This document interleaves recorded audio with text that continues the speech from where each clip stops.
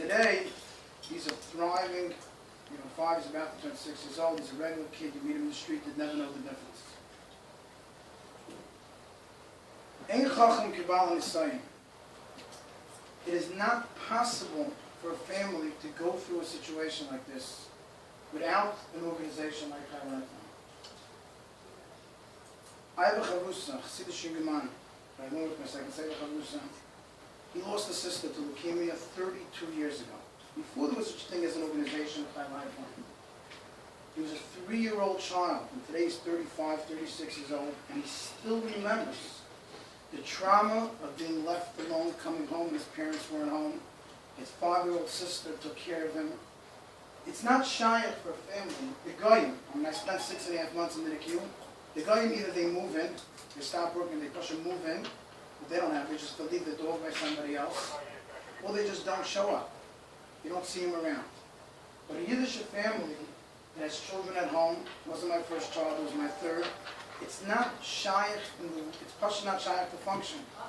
A mother, besides her dealing with the illness, which Baruch Hashem today I don't remember, but there's so much trauma. And if you read the divorce rate in families, I'm not talking about Hamish families, I'm talking about Geisha families that live through pediatric illness, it's tremendous because the stress that it creates on a family is not shayach.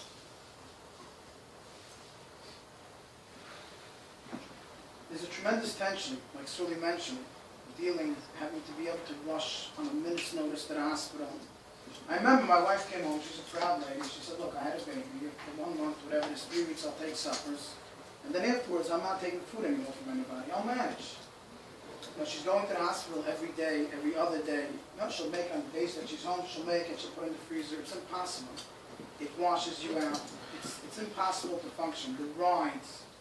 We went to the hospital so many times, you can call Chai Lifeline on a minute's notice and say, look, I got stuck in the hospital, I have 2 kids coming home from school, I need somebody to be there to babysit for them. I have nobody else, to reach out to. The emphasis that these are things that are technically what every person would do for their child.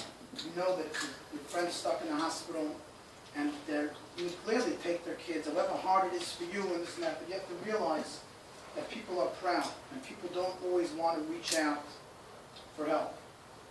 The thing about Chai Lifeline is like what Sully said, that people associate Chai Lifeline with being, a Disney, a Camp Simcha. And the truth is, I want to tell you something. And when you live through such a situation, you can appreciate the importance. What it means to a parent to have a child that suffered so much in his life. Like, I always said, I once made a kiddush when my kid got what was feeding tube for oxygen. He was 22 months old and he was off oxygen. I remember I made a kiddush and I said it's a Peltic Zach. And I look at the kid and I think to myself, the kid is such a heilig neshama. Even from a young age, you saw he has such an atiyah to ruchnius. And I thought to myself, people say that these kids have heilig neshamas. And I realized it's not the pshat. The pshat is that everybody has a heilig neshama. We're all born with heilig neshamas. The teretz is when we padek it with so much gashmius that you don't see. But this guy never had no oil mazeh. He was on oxygen. He had no one else because he was on it. He was intubated with the respirator for so many months. He had an aversion to eat. He had no oil mazeh. So mainly you saw his neshama. But think about what it means for a parent that has a child that suffers so much physically, and then you get to see a child have a good time, to enjoy himself. It's hard to explain to somebody who hasn't lived through it. But it's much more. Chai Lifeline is near Pasha to keep the glue, to keep the family together.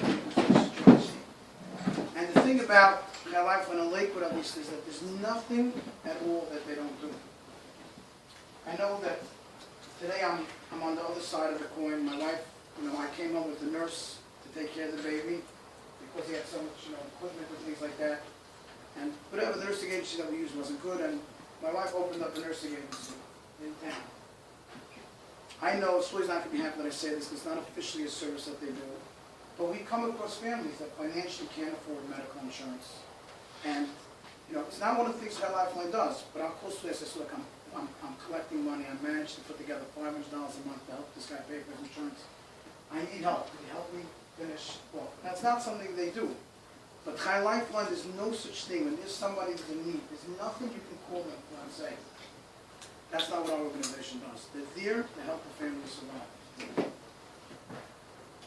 When a person has a friend that's living through, and I know this from personal, I know this from other friends that I have that have gone through this, there's many times that you want to help, but you don't realize when a family is suffering, people tend to say things that are silly.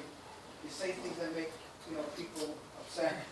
And besides for that, sometimes you just can't find the evidence of how it is that you want to help somebody. When you show up to Lifeline dinner and your friend sees you, he understands that why you're there is to support him.